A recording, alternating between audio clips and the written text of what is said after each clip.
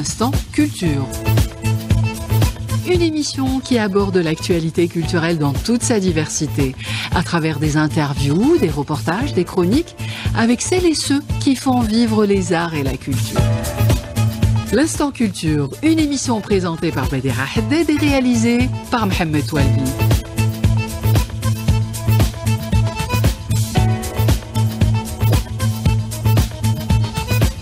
Bonjour à vous, Ezoul, bel après-midi, il est tout juste 14h05. Bienvenue dans votre espace, l'instant culture, une parenthèse qui vous emmène aujourd'hui à la rencontre de nos deux invités qui sont déjà installés. Alors la première, elle est jeune, comédienne, elle s'appelle Katia Hadj Messoud, elle est architecte, elle est danseuse et elle vient de se lancer dans l'actorat. Et vous allez la voir, en écoutant sa voix, vous allez comprendre dans quel rôle elle était. Alors je vous donne juste une petite indication, elle a joué le rôle de Yasmine, une fille gâtée et qui va avoir une fin tragique, je dirais. Et notre deuxième invité, alors j'ai le plaisir de recevoir un inspecteur du patrimoine, donc monsieur Salah Amokran, il est préhistorien de formation, il nous parlera de cette initiative d'inscrire les sites naturels au patrimoine mondial et pas que, on en parlera tout le long de l'émission sur...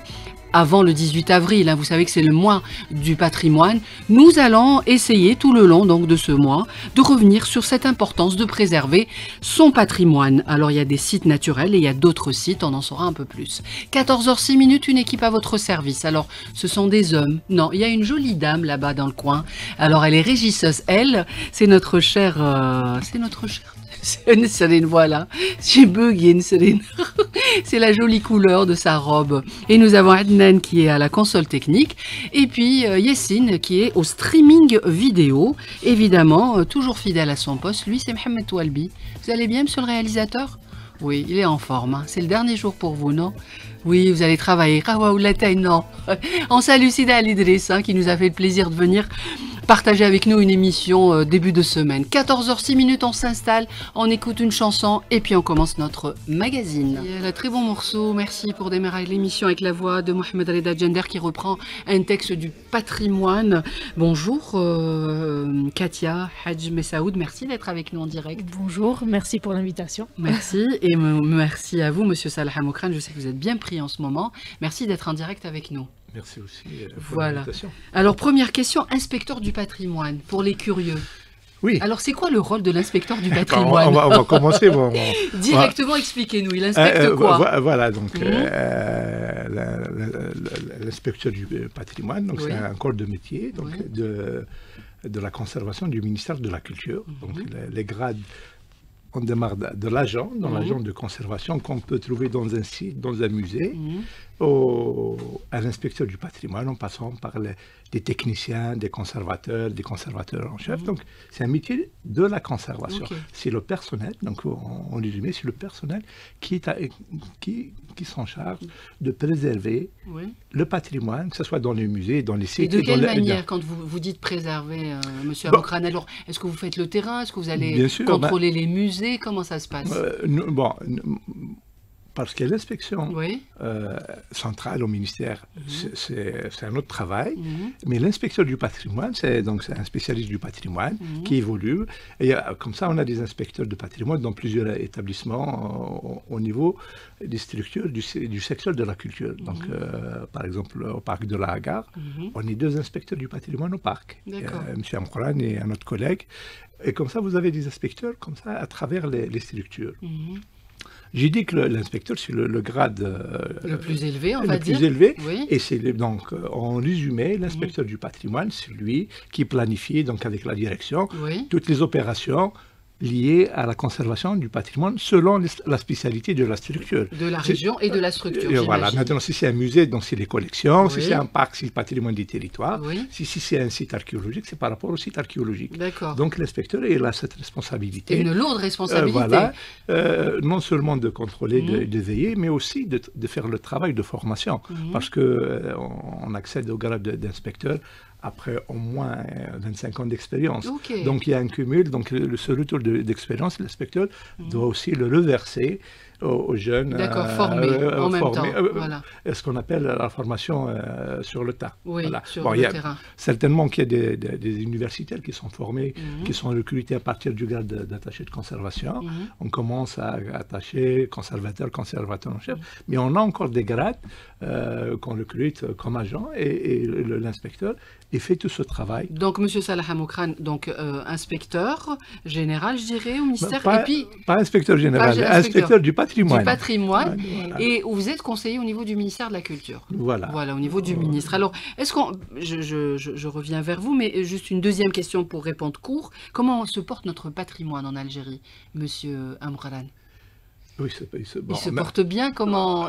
Bon, mais je dis qu'il se porte bien. Maintenant, il faut, bien sûr... Est-il bien préservé? Bon, je vais vous donner un exemple. Bon. Maintenant, c'est comme avoir une grande famille. Oui. Peut-être que quelqu'un parmi la famille est malade. On ne peut pas dire que toute la famille est malade. Bien sûr. Donc, oui, et bien sûr, nous, c'est notre rôle, c'est de maintenir l'intégrité et l'authenticité du patrimoine. C'est ça l'objectif, l'intégrité physique de tout ce qui est patrimoine et de garder l'authenticité des objets, que ce soit du patrimoine matériel ou immatériel. Oui. Mais c'est surtout la préservation, je dirais, monsieur Hamziel. Préserver, conserver, protéger, donc il y a plusieurs missions. Et aussi, bon, c'est ce qu'on est en train de faire avec vous, c'est de communiquer, d'informer autour de ce qui se fait autour du patrimoine. Katia Hadj Moussaoud, est-ce que ça vous parle, le patrimoine, la protection?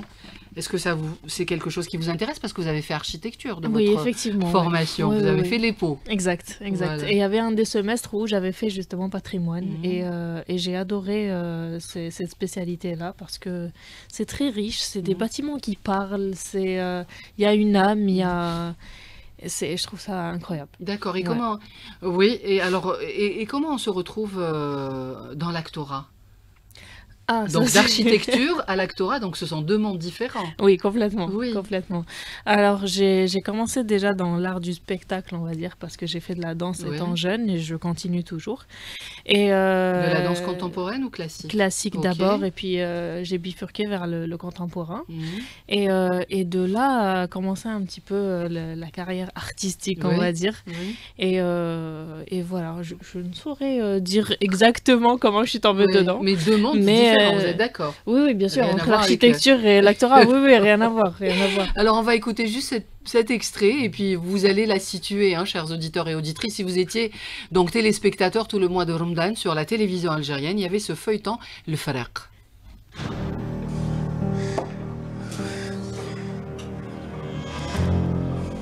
Yasmine, عندك مزبط هنا.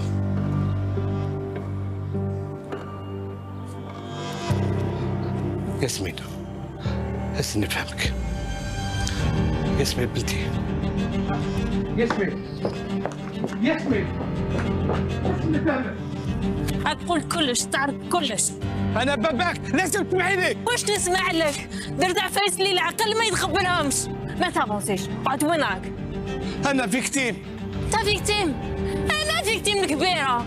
حبيت تزوجني مع وليد الانمي تاعك رابح. جامي كنت ناوي نزوجك وليد رابح. يا بنتي انا فنيت حياتي على جالك غير باش تعيشي. وين نعيش؟ جنة مع شيطان. تتنفس كذب من ماما انت قتلتها. لا بنتي كخوا موا يماك راحت تاع الساعه وخلتني. انت كذاب. لا بنتي انت كذاب ما كاش منها. S'il te plaît, Yasmine.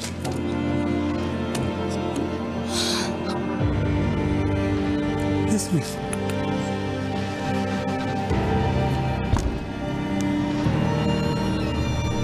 Yasmine est là. Alors, elle n'est pas morte, parce qu'elle a... on ne sait pas encore. On ne sait pas encore. D'accord, peut-être il y a 16 ans. Donc, un film réalisé par Marsas, qu'on salue. Donc, vous avez déjà travaillé avec lui.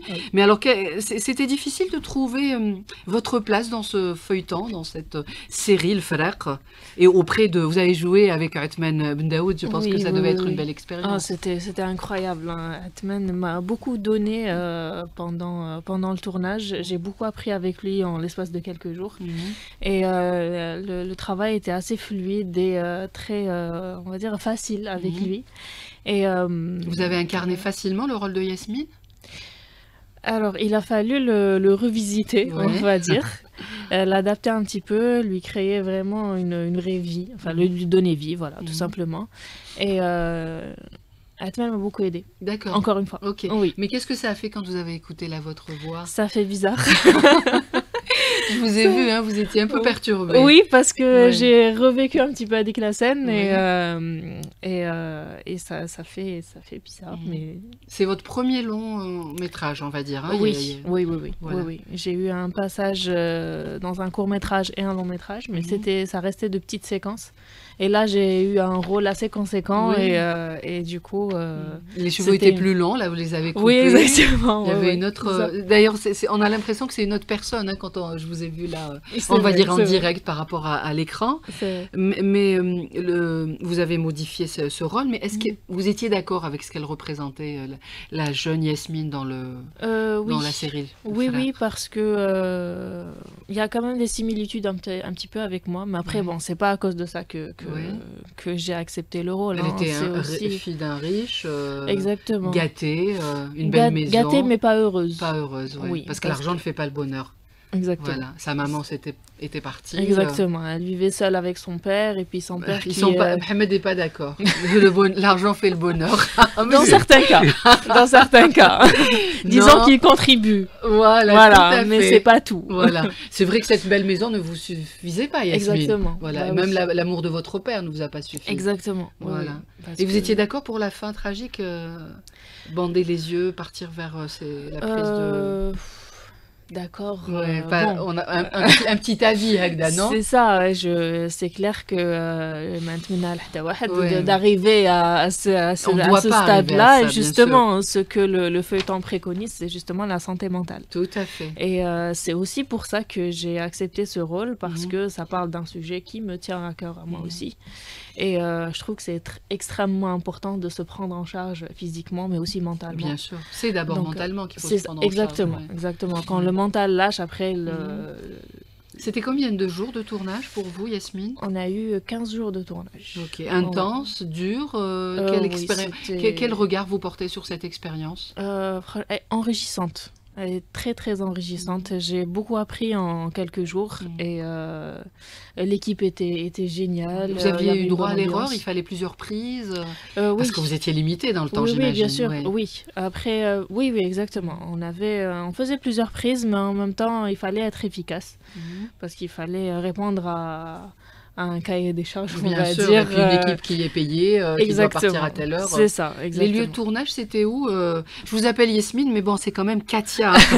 Katia Hadj Saoud, voilà. Mais ça va vous coller longtemps. Oui. Je pense qu'ils ont dit, vous avez un retour dans la rue, comme ça, dans votre quartier? Oui, effectivement. Voilà. Qu'est-ce qu'ils vous disent comme remarque? Eh bien, ils ont adoré le personnage. Donc Mais Yasmine, ça va? Si. Tawana, ils sont champions là-dessus. Ou bien ils me disent, oh, walash, la fin, hadik. Je leur dis, écoutez, c'est le scénario, c'est pas moi, exactement. Est-ce que Monsieur Salah Amokran a vu des feuilletons pendant Ramadan ou là il n'a pas le temps? Je vous ai déjà dit que... Non, vous avez dit hors antenne, Monsieur Amokran. Là, on est à l'antenne. Voilà, il faut se répéter, même si vous m'avez dit des choses hors antenne. Voilà, non, on ne va pas tout répéter. Non, on ne va pas tout répéter, mais vous n'avez pas le temps, j'imagine. J'ai pas eu le temps de voir. Pas que cette série. Voilà. Mais comme vous l'avez dit, donc maintenant on a d'autres moyens d'y revenir. Vous pouvez aller voir Yasmine, comment elle a joué dans le feuilleton Le Frère. En tout cas, elle est avec nous jusqu'à 15h. Je continue. Est-ce qu'on peut parler de cette convention qui a été signée en 1972 entre l'Algérie et l'UNESCO? Qu'est-ce qui a changé quand on a une convention avec l'UNESCO, Monsieur Amokran? Bon, la convention, c'est une convention de l'UNESCO. Oui. L'Algérie a adhéré à la convention. C'est pas une convention... entre les deux... c'est une convention de l'UNESCO, c'est une convention internationale. Pour un plan de travail de 5 années? Non, je vais revenir. Ça, c'est une convention internationale, donc établie par l'UNESCO, pour protéger le patrimoine mondial naturel et culturel. La convention a été donc mise en place en 72. Notre pays a adhéré en 74. Et à partir de 1982, on a commencé à inscrire des sites sur le patrimoine mondial. À classer. On a classé, donc on a classé 7 sites qui sont connus. Donc Tassili Nadjar, Ghardayat, Timgad, Djimila, Qlat Ben Ahmed, Tipaza et la Casbah d'Alger. Ceux-là sont patrimoine mondial. Après, avec des critères, hein, je dirais, monsieur. Je vais revenir, bien sûr. Et donc, ça c'est le classement. Maintenant, avant de classer, il y a ce qu'on appelle une liste indicative. C'est la liste, c'est un pré-inventaire. Parce qu'on ne peut pas classer du patrimoine mondial si on ne propose pas un pré-inventaire. C'était ça l'objet de la rencontre de la semaine. De la semaine passée au niveau du Palais de la Culture, avec le ministre, M. Balalou. Maintenant, la Convention, bien sûr, la Convention du patrimoine mondial, l'objectif, c'est de préserver des pans importants du patrimoine naturel et culturel universel. La Convention est gérée, donc il y a un centre du patrimoine mondial qui est dédié, installé à Paris, donc c'est le centre du patrimoine mondial. Et le centre fonctionne, donc c'est une administration, mais il y a un comité, le comité intergouvernemental, c'est un comité international qui chaque année reçoit les dossiers, il les examine. Il les étudie. Et bon, bien sûr, parce qu'il y a des critères. Il y a 10 critères. 10. Maintenant, pour les critères, on a 6 critères pour le patrimoine culturel et 4 critères pour le patrimoine naturel. Voilà.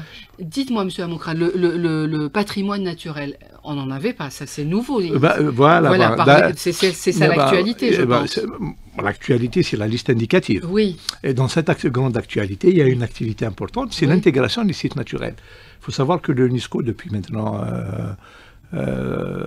72, l'analyse de la liste mondiale a fait sortir qu'il y a un déséquilibre.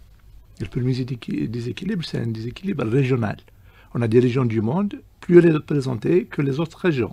Par exemple, la région dont dépend notre pays, la région arabe, elle est sous-représentée. Oui. Et pourtant, tellement riche. Mais après, on comprendra qu'il n'y a pas que la richesse qui est, comme a dit la demoiselle, l'argent ne fait pas que l'argent, il n'y a pas que l'argent qui fait le bonheur.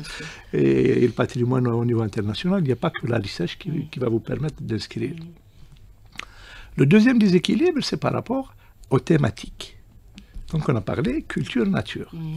Donc cette déséquilibre, surtout par rapport au patrimoine naturel, l'UNESCO a fait chaque année 2 orientations aux États pour ramener l'équilibre dans la liste. Et cette fois-ci, le travail a été donc fait en coordination, en concertation avec le ministère de l'Agriculture. Parce que les parcs nationaux sont gérés par l'agriculture et la DGF.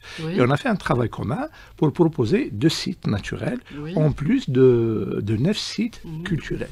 Alors, pour la liste indicative. Tout à fait. Alors, les sites naturels, on peut les citer, M. Amokran? Les sites naturels. Parce qu'on a des maintenant, pour les sites naturels proposés, il y a 2 sites, 2 parcs nationaux d'importance. C'est le parc national du Djurdjura et le parc national de l'Qala.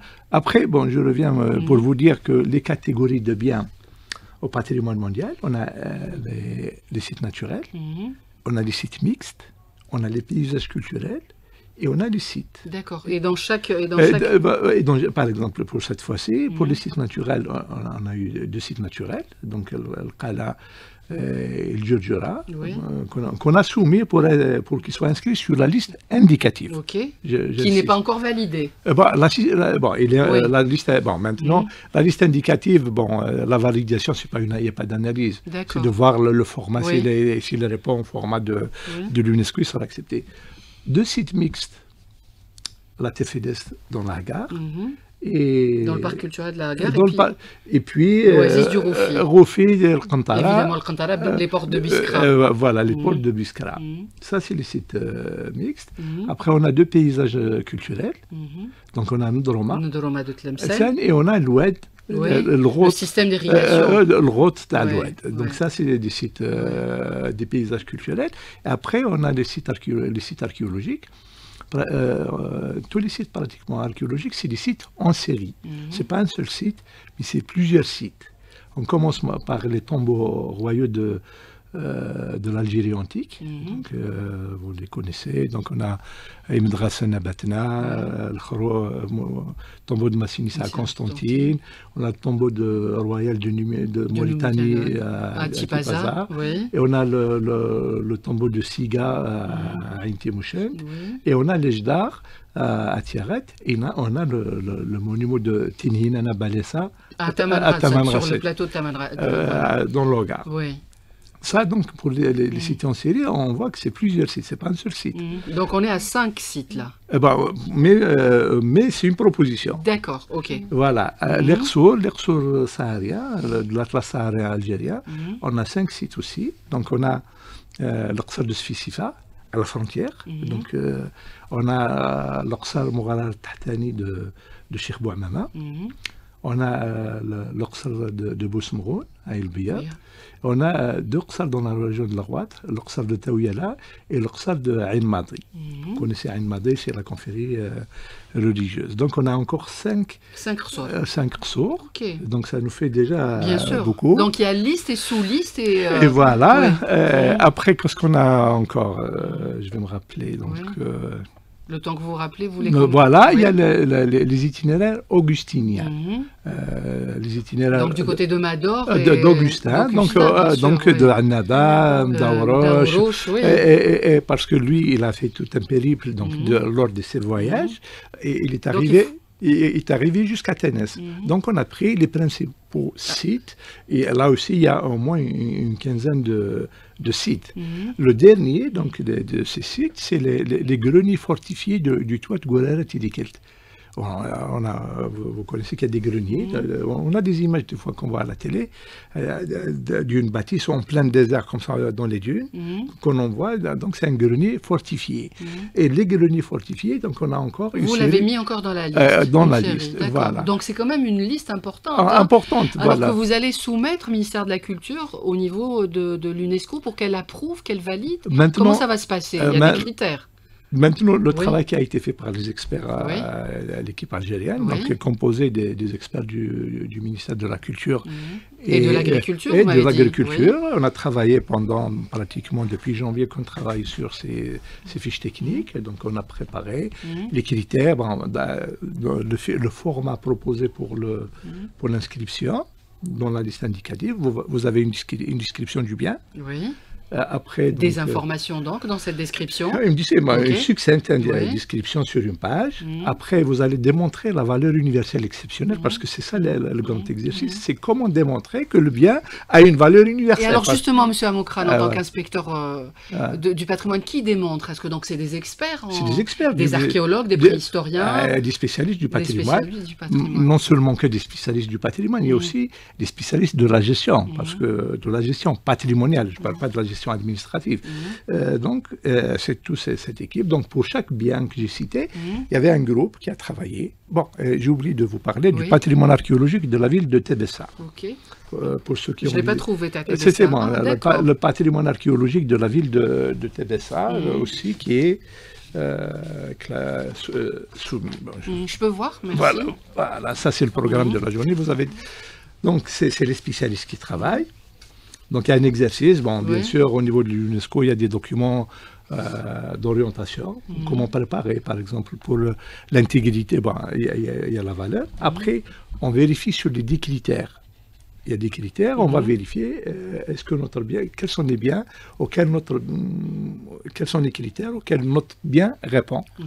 Maintenant, il suffit d'avoir un seul critère, le bien peut être classé. Ce n'est pas obligatoire de mettre 2, 3, 4, mais un seul critère suffit pour que le bien soit inscrit au niveau du patrimoine mondial.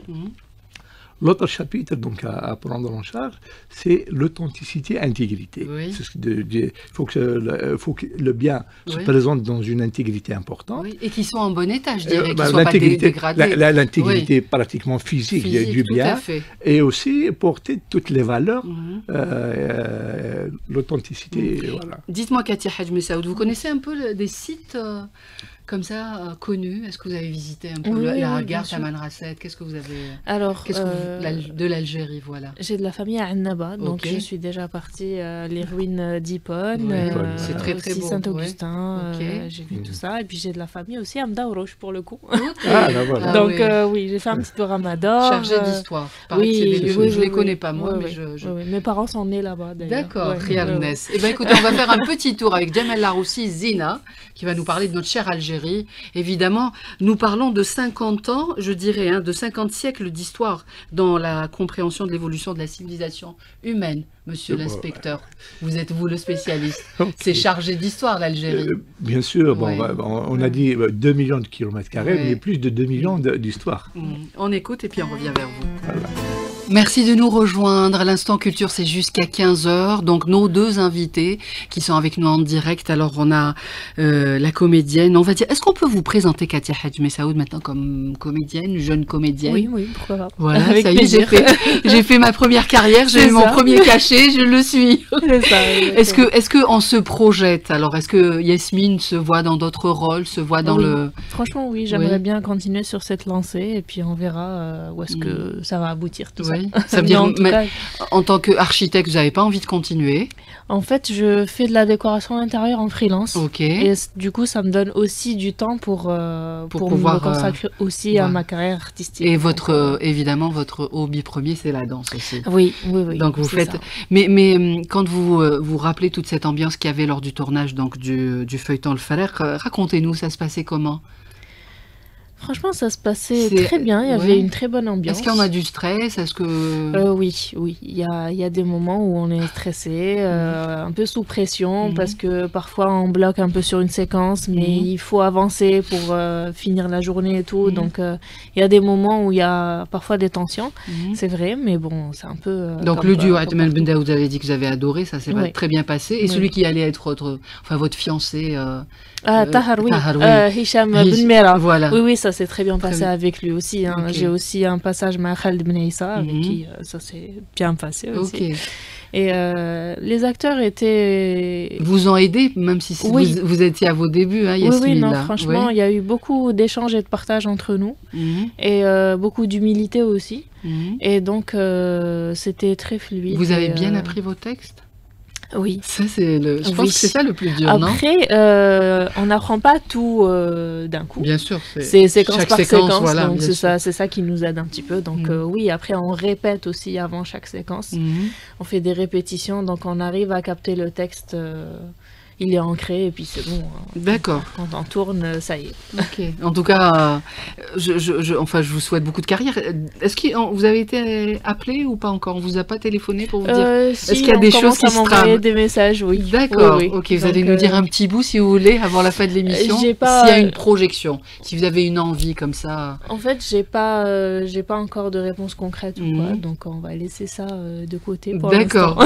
Une série, un film, un court métrage. C'est série, Inch'Allah. Peut-être pour Ramadan. Eh ben, je vous le souhaite. En tout cas, on est ensemble. Merci beaucoup. Alors, est-ce qu'on pourrait dire... Alors, on va dire, Monsieur Amokran, vous avez cité donc cette liste, mais pourquoi on a dit la révision de la liste indicative? Pourquoi ça reste indicatif? Parce que ça doit être soumis à une approbation? La révision, pour parler de la révision, parce que la liste existait déjà. Elle comportait 6. Pas les sites naturels, ils n'existaient pas. Voilà, ils n'existaient pas. Donc elle comportait 6 sites. Donc on a fait la révision pour intégrer, entre autres, les sites. La liste indicative, donc c'est un pré-inventaire que les États parties proposent à l'UNESCO. Donc, si vous allez voir sur le site de l'UNESCO, vous allez voir tous les pays. Je clique Algérie. Algérie, vous allez trouver la liste indicative actuelle, même pour les autres pays. C'est dans cette liste qu'on propose. On ne peut pas proposer un site qui n'est pas dans la liste indicative.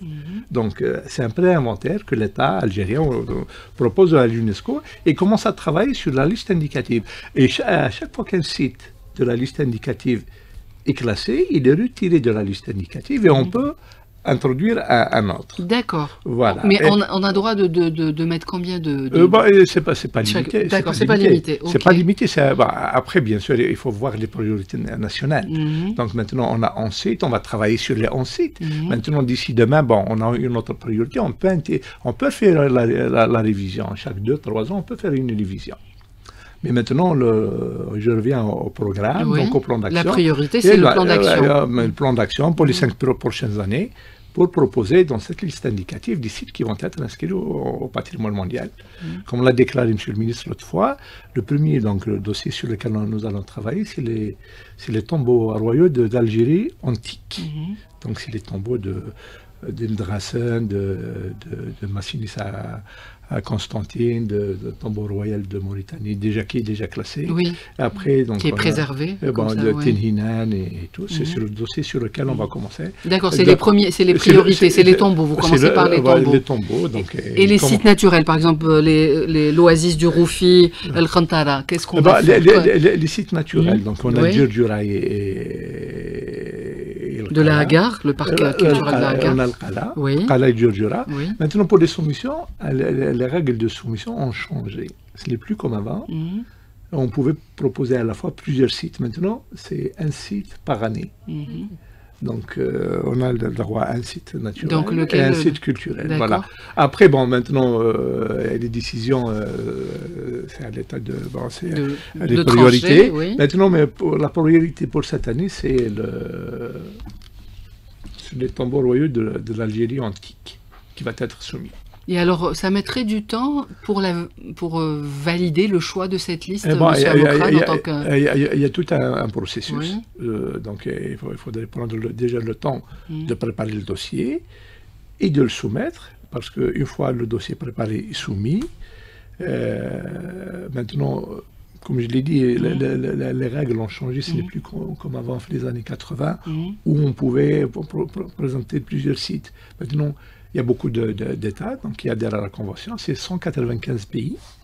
Et donc, imaginez que chaque pays veut proposer, et chaque année, c'est une trentaine de sites au maximum qui sont classés. Donc, il y a des priorités. Donc, l'UNESCO a introduit un processus qu'ils ont appelé un processus en amont.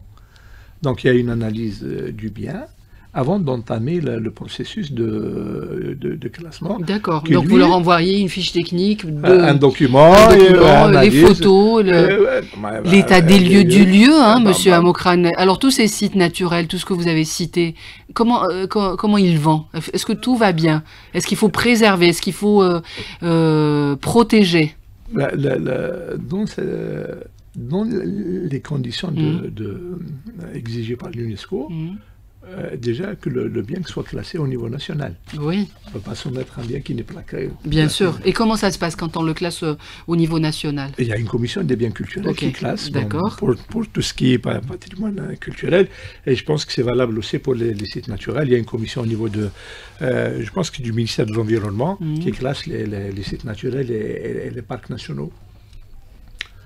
La deuxième condition de gestion, c'est que le site bénéficie d'une gestion. Donc vous allez savoir qu'il n'est pas abandonné. Voilà, bien sûr. Maintenant le parc du Djurdjura, le Qala, tous ces sites ont des structures, des établissements, et bénéficient donc pas seulement d'un tribunal, mais aussi d'un budget de gestion. Ils le sont parce qu'ils sont rattachés au ministère de la Culture en général. Ceux qui sont attachés, bien sûr. Voilà, ça c'est.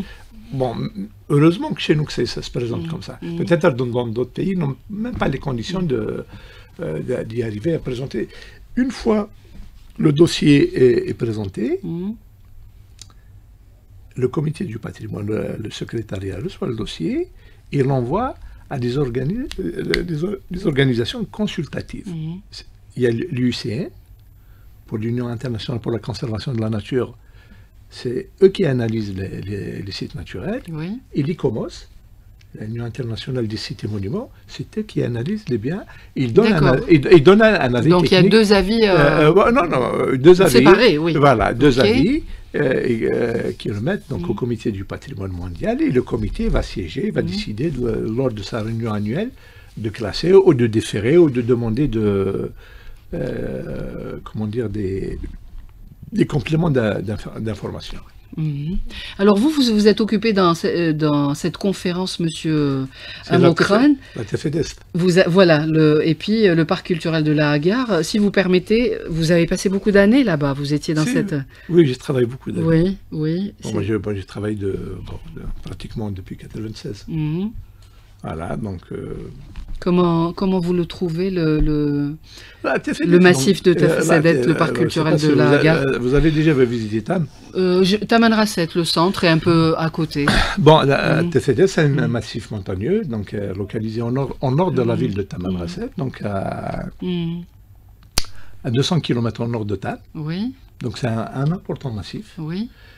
Où, bien sûr, il y a du patrimoine naturel et du patrimoine culturel. Donc la diversité culturelle et naturelle, ce qui a fait que nous l'avons proposé comme site mixte du patrimoine mondial. Il est indiqué maintenant, quand on va à Tamanrasset, on peut aller visiter ce site? Et bon, bien sûr, le site de la TFEDES, donc il est géré, donc il est dans un système de gestion du parc de la gare. Il dépend de la sous-direction d'Idles. Oui. À Idles, donc au nord-ouest. Et on a Il est après Idles ou avant? Vers le nord. Vers le nord, ok. Voilà, et sur place, on a des équipes, donc des agents de conservation, à Mertoutek et dans plusieurs villages autour du massif. D'accord, on reste dans le sud, on va écouter Badilala, que vous avez connu, vous m'avez dit, M. Amokran. Je connais toujours. Ok, on lui souhaite en tout cas prend rétablissement, voilà. Oui, tout à fait, la prima donna du vaste sud de notre vaste pays. Elle est actuellement hospitalisée à Tizi Ouzou, en tout cas, Bijfeha, Badilala, on l'écoute, c'est une pionnière. Badilala jusqu'au bout, en tout cas, elle est splendide sur scène. Vous l'avez connue avant qu'elle introduise la guitare, Bien sûr. Monsieur Amokran, voilà, elle a modernisé, on va dire. Voilà. Badilala, donc, c'est une diva de Tamanrasset. Nous, à l'époque, on était à Tam, donc elle a travaillé beaucoup avec le parc. Et elle a fait même des déplacements dans d'autres régions du pays avec nous, et notamment à Tizi Ouzou. D'accord. Et là, en ce moment, elle est hospitalisée à Tizi Ouzou. Voilà. Dites-moi, il y a une question pour vous, Monsieur Amokran, sur la page. Est-ce que vous avez les moyens, ou avez-vous mis les moyens en place pour la sauvegarde du parc du Tassili? Comment ça va se passer pour tous ces sites que vous avez cités? Comment va-t-on les protéger? Pour le Tassili Najar, donc le Tassili, c'est un site classé. Il est patrimoine mondial, mixte, naturel et culturel depuis 1982. Juste pour vous dire que j'étais directeur de ce parc entre 2007 et 2011. Il faut continuer à le protéger. Bien sûr, continuer à le protéger, bien sûr, la direction du parc travaille avec les moyens qu'on leur donne. Mais déjà par rapport au territoire, Tassili Najar, c'est 138 000 km². C'est énorme, tout à fait. Voilà. J'espère que vous allez le faire, Katia, c'est magnifique. Voilà. Faut le programmer. Et pour le Tassili, il est exceptionnel. Il est l'un des rares sites de la rupestre au niveau mondial. Il est l'un des bastions les plus importants au monde. C'est un musée à ciel ouvert, dit-on, Monsieur Amokran. Un grand musée à ciel ouvert. Bon. Alors, toute cette liste, la révision de la liste indicative en 2 mots, comment ça va se dérouler? Bon, maintenant, une fois que la liste a été transmise, donc on attend le retour du secrétariat. C'est pas pour valider, mais pour voir la forme, si tout est... La faisabilité. Non, même pas ça. L'opportunité, c'est au pays de soumettre le bien qu'il juge le mieux pour le représenter. Voilà. Non, le format, si c'est une fois retenu, mais d'ores et déjà, donc le ministère va installer des équipes sur le terrain pour non, des équipes pour chaque dossier. Pour chaque dossier, et avec un chef de file pour travailler à préparer avec les responsables de site, parce que l'avantage qu'on a les sites classés.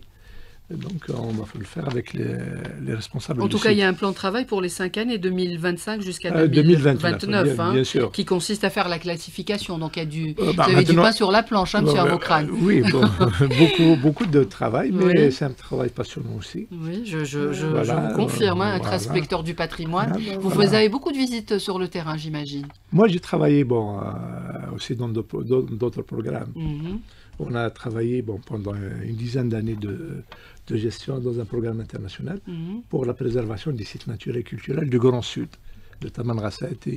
D'accord, et là, c'est votre prochaine mission, vous vous occupez de cette liste. En tout cas, vous reviendrez, j'espère, et je salue notre ami Abdelrahman Khifa. Bien sûr, on le salue. Qui est fidèle auditeur et avec qui on avait fait une excellente émission, Carnet d'Algérie, produite par Aziz Younsi, et d'où on essayait à chaque fois de parler des trésors naturels qu'il y avait en Algérie. Voilà, donc j'espère qu'on va surtout les préserver. Oui, bien sûr. Ben, maintenant, le dernier mot. Oui. Le dernier mot, bon, bien sûr, nous, on a la responsabilité administrative, mais aussi c'est le devoir de tout le monde d'y participer. Même de préserver son environnement. Même, comme vous l'avez dit, un geste. Voilà, ne pas joder son gobelet. Lorsqu'on fait un déplacement. Quand vous êtes dans le Tassili ou que vous soyez. Un dernier mot, Katia, avant de nous quitter. Donc, je vous souhaite beaucoup de succès. Merci beaucoup. Mais alors, une belle expérience, j'imagine, ce feuilleton. Une excellente expérience. Voilà, avec tous les membres de l'équipe et tout. Exact. Et quel est votre dernier mot, vos projets comme ça, comment vous voyez, comment vous vous projetez? Eh bien, j'aimerais déjà me former. Et là, vous avez déjà commencé, vous m'avez dit, exactement, des formations dans le théâtre. Exactement. Très belle idée. Donc pour un petit peu perfectionner, débloquer certaines qualités. C'était quoi vos défauts? Quelles remarques on vous faisait? Alors, c'était ma voix. Je parlais trop... Trop fort? Non, au contraire. Elle s'entendait pas. Exactement. Okay. Donc on n'entendait pas trop ma voix. Ouais. Là, on l'a entendu quand vous avez crié. Oui, pour le coup. Le passage qu'on a choisi. Comment c'est sorti? Eh ben, il a fallu que ça sorte tout simplement. Donc on vous a parlé de votre voix et quoi encore? C'est ça, de la voix, mais aussi des expressions. Il a fallu aussi travailler sur les expressions. La gestuelle. Exactement. Okay. Vous étiez à l'aise face à la caméra? Oui. Okay. Ouais, franchement, oui. Comment on explique ça? Parce qu'on a fait de la danse, parce qu'on est jolie, n'est-ce pas, monsieur le réalisateur? La danse m'a aidée parce que du coup, avec les spectacles face à un public, exactement des centaines de personnes et tout. Déjà ça, on apprend un petit peu à faire abstraction des regards. Et puis la caméra, c'est vrai que c'est un autre regard, ça. Mais ça s'appprend aussi. On prend l'habitude, on arrive à faire abstraction. Eh ben, en tout cas, je vous souhaite beaucoup de feuilletons, de films. Inch'Allah. Merci Katia Hadj Messaoud. Je rappelle que vous étiez donc, vous jouiez le rôle de Yasmine avec auprès de vous Atman Bendaoud qu'on salue, qui était votre père Boualem. Merci à vous, Monsieur Salah Amokran, inspecteur du patrimoine, conseiller au prix du ministre de la Culture, et vous reviendrez évidemment pour nous parler de cette liste qui est indicative du patrimoine mondial. C'était très intéressant. Chaque site, il fallait qu'on s'arrête pour parler de tout ça, l'immensité de l'Algérie. Merci à vous, à Mohamed Toualbi qui a réalisé l'émission. Badia Haddad vous salue. Vous rappelle que l'émission, vous pouvez la trouver sur YouTube, l'Instant Culture. Prenez soin de vous et des gens que vous aimez. Yamnash.